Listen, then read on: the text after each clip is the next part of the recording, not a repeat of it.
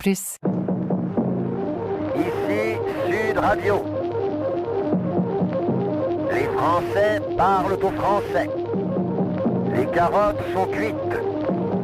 Les carottes sont cuites. Sud Radio, Berkoff dans tous ses états. Chassé du pouvoir Manu Militari par l'armée française le 11 avril 2011, à l'issue de l'élection présidentielle contestée de novembre 2010 en Côte d'Ivoire, Laurent Gbagbo, l'ancien président de Côte d'Ivoire, a été accusé de crimes contre l'humanité devant la Cour pénale internationale de La Haye le 5 décembre 2011. Il vient d'être acquitté en début 2019 par cette même Cour internationale, complètement acquitté. Qu'est-ce qui s'est passé ? Sud Radio, Berkoff dans tous ses états. Le face-à-face. Et tout de suite, André Berkoff, on en parle avec votre invité, le journaliste François Mattei, auteur de ce livre « Libre pour la vérité et la justice » qui est justement écrit avec la participation de Laurent Gbagbo. C'est publié aux éditions Max Milo. François Mattei, bonjour. Bonjour. Alors dites-moi, qu'est-ce qui s'est passé ? Vous avez fait ce livre d'ailleurs très passionnant sur... effectivement, d'entretien avec Laurent Gbagbo dans sa prison, enfin notamment, puisque... Depuis 2012, en prison. 2012, donc ça fait pratiquement 8 ans, 7 ans. Bon. 7 ans. Mais juste, racontez-nous, il y a beaucoup de choses à dire, mais en fait, ce procès a duré donc 6 ans, 7 ans, et vous l'avez suivi, bien sûr, et en fait, qu'est-ce qui s'est passé, et comment on est arrivé de l'inculpation de crimes contre l'humanité? C'est pas rien que crimes contre l'humanité, c'est quelque chose, on l'a fait pour le Rwanda, etc., on l'avait fait pour le Nuremberg, et puis là, acquitté. Qu'est-ce qui s'est passé et on n'a pas beaucoup de temps, mais enfin, on peut le raconter. Oui, c'est d'autant plus intéressant d'expliquer la genèse de tout ça, qu'il y a beaucoup d'ignorance en ce qui concerne les affaires africaines, et je dirais les affaires de la France en Afrique. De la France-Afrique, oui, d'accord. Enfin, entre autres. Il paraît qu'elle a disparu. D'accord. On s'aperçoit avec le cas, le dossier Gbagbo, qu'elle n'a pas disparu. Parce qu'en vérité, le dossier qui a été bâti pour accuser Laurent Gbagbo, je dis bien bâti, a été monté pour se débarrasser d'un homme politique africain qui est très différent des autres, franchement différent des autres, qui est de façon exacerbée démocrate, qui a payé toute sa vie pour ses idées, ses convictions, dans la mesure où depuis l'âge de 20 ans, il est allé 3 fois en prison. La dernière fois, c'est à La Haye.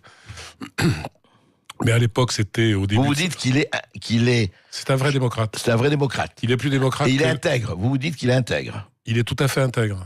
C'est quelqu'un qui... C'est pour ça que c'est très difficile d'expliquer ces choses-là à des gens qui ont une image du chef d'État africain. Ouais, des roitelets, etc. Du roitelet, qui a des appartements avenue Foch, parce que ces chefs d'État africains-là sont ceux que nous avons fabriqués. Je dis nous... nous Français, nous la France. Quoi. Après la colonisation et au moment des indépendances, il fallait qu'on garde la main sur un certain nombre d'intérêts politiques, stratégiques, économiques, et puis pour garder notre grandeur et notre grandeur et nos marchés. Et nos marchés, oui. Non, puis notre grandeur au niveau par exemple, de notre présence en tant que membre permanent du Conseil de sécurité. Alors, il fallait qu'on justifie. Alors, ce qui s'est passé, c'est que sur cette base-là, Gbagbo était très différent quand il est arrivé au pouvoir. Il voulait un rapport. Il est très francophile, il faut le savoir. C'est le plus francophile des chefs d'État africains. Il refuse de participer à des conférences en anglais.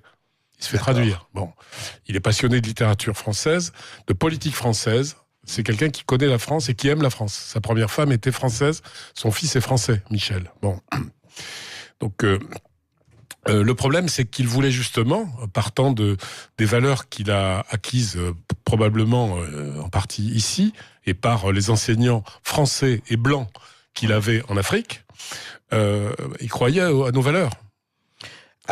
Aux Lumières, à la République. Il croyait à nos valeurs, à la liberté, à l'égalité, à la fraternité. Et alors, qu'est-ce qui s'est passé ? Et ce qui s'est passé, c'est que quand il est arrivé au pouvoir en 2000, on va faire très court, il s'est comporté comme un homme libre, à la tête d'un pays souverain, et croyant qu'il avait les prérogatives d'un chef d'État tel qu'on le conçoit en France. Indépendant, d'un pays indépendant, oui.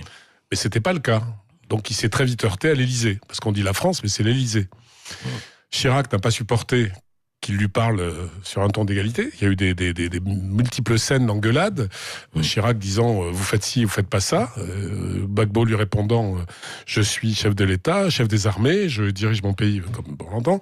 Ça s'est encore aggravé avec Sarkozy, qui lui en plus racontait tout ça d'ailleurs. Oui, qui en plus avait une amitié très très forte et a toujours une amitié très forte avec l'actuel président de Côte d'Ivoire, Alassane Ouattara. Et donc, il a, disons, favorisé son ami Ouattara. Il s'en cache pas, et Ouattara ne s'en cache pas non plus. Et aujourd'hui, d'ailleurs, Nicolas Sarkozy, il faut le savoir, est missionné par la Côte d'Ivoire pour des choses, des missions économiques, notamment au Qatar. Donc, vous voyez, tout ça fonctionne très bien entre amis. Et Gbagbo ne s'est jamais inscrit là-dedans. Gbagbo n'est ni franc-maçon, ni il a été à l'international socialiste, ils en ont plus voulu parce qu'il est trop indépendant. Il n'est pas, il n'appartient à aucun club. Il n'a jamais couru après quoi que ce soit. Il n'a pas de réseau. Il n'a pas de réseau. C'est grave. Oui, c'est très grave aujourd'hui. On finit en prison. Enfin, en tout cas, lui, est élu en 2000. En 2002, un coup d'État est monté. Je fais très court, mais tout est vérifiable et il n'y aura pas de procès, ne vous inquiétez pas. Un coup d'État est monté contre lui à partir du Burkina Faso voisin, financé par Alassane Ouattara. Il y a des preuves. Et armé et accompagné par des militaires français. Et il y a des preuves. Donc, c'est plus contesté. Donc, le coup d'État se fait. Il y a beaucoup de morts. On parle des morts aujourd'hui victimes. Les rebelles envahissent le nord du pays, occupent 60% du territoire. Ça a duré 10 ans, cette occupation. Et massacrent tout le monde. Enfin, il y a eu des massacres de masse qui sont tout à fait documentés. Et Gbagbo résiste à ça. Et ensuite, réussit à faire la paix avec les rebelles. Je le signale parce qu'il a fait un nombre incalculable de conférences avec les rebelles. À Accra, à Lomé, à Ouagadougou, à Paris. Bon. Il prend Guillaume Soro, chef des rebelles, comme Premier ministre. Plus démocrate, tu meurs. Et il prend des ministres chez les rebelles. Donc, pour la paix dans son pays. Et il fait une amnistie après ces troubles. Et ensuite, on attend, et la France attend, qu'elle est toujours là dans le jeu, qu'il y ait des élections, de nouvelles élections présidentielles. Elles ont lieu en 2010.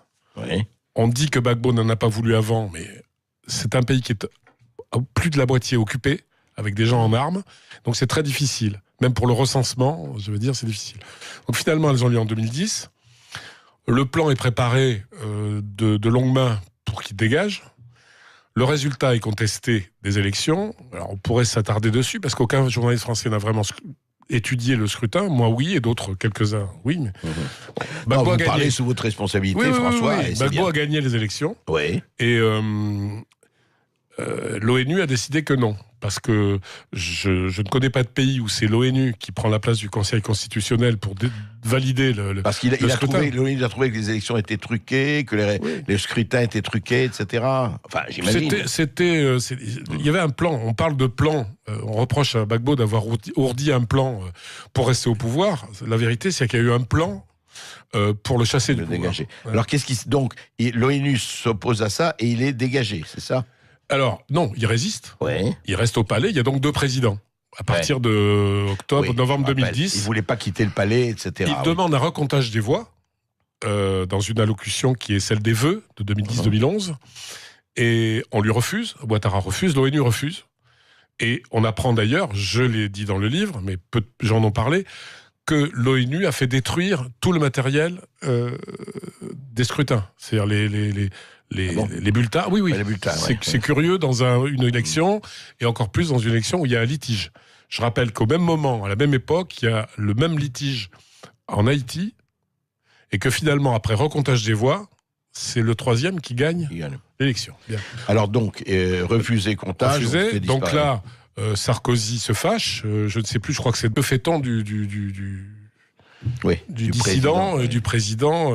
Donc on le présente d'abord comme quelqu'un qui a perdu les élections, qui a pas mangé les petits-enfants, mais presque, qui a tué beaucoup de gens. C'est là où les crimes contre l'humanité, on dit il est coupable d'atrocités, etc. Et pour avoir résisté, il a créé un désordre qui a engendré, etc. On oublie toute la partie adverse qui a massacré. Donc, on le transfère d'abord dans une prison dans le nord du pays ou dans une maison, une cabane, sans voir le jour pendant 8 mois. Il a failli mourir. Et finalement, on le transfère de façon tout à fait illégale à La Haye. Illégale parce que, c'est une cour d'appel à Abidjan qui aurait dû décider de son transfert. 2, à l'époque... Peut-être que ça aurait été mieux qu'on les transférait, non ? Est-ce qu'il ne risquait pas la mort ? Ça lui a sauvé la vie. C'est ça. Ouais. Et je le lui ai dit. Ouais. Donc il est transféré à la Cour pénale internationale. Oui, mais en plus, il faut savoir que la Côte d'Ivoire n'avait pas signé le statut de Rome qui crée la Cour pénale internationale, donc c'est tout à fait illégal.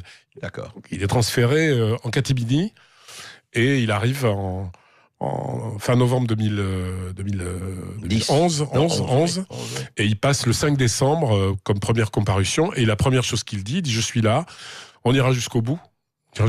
Il a accepté, bien qu'il le trouve injuste, ce procès, en disant je veux qu'on cite les faits, rien que les faits, et je voudrais qu'on sache qui a gagné l'élection, parce que tout dépend de ce problème-là. Et on lui répond, mais ici c'est pas un tribunal politique, on ne parlera pas des élections. Et là, on fabrique un dossier de charge. Quand je dis qu'on fabrique, on va en parler, si vous voulez, après. Alors justement, non, parce qu'on a malheureusement, on pourra en parler pendant des heures, mais on a peu de temps. Ce que je voudrais savoir, c'est que quand vous dites, François Mattei, vous êtes journaliste, vous êtes journaliste professionnel, vous savez ce que c'est que je ne dis pas la neutralité, parce que je ne crois pas à la neutralité, mais une certaine objectivité. Oui. Quand on dit, est-ce qu'il n'y a aucune charge, parce que quand on accuse quelqu'un, je redis, de crime contre l'humanité, c'est pas rien.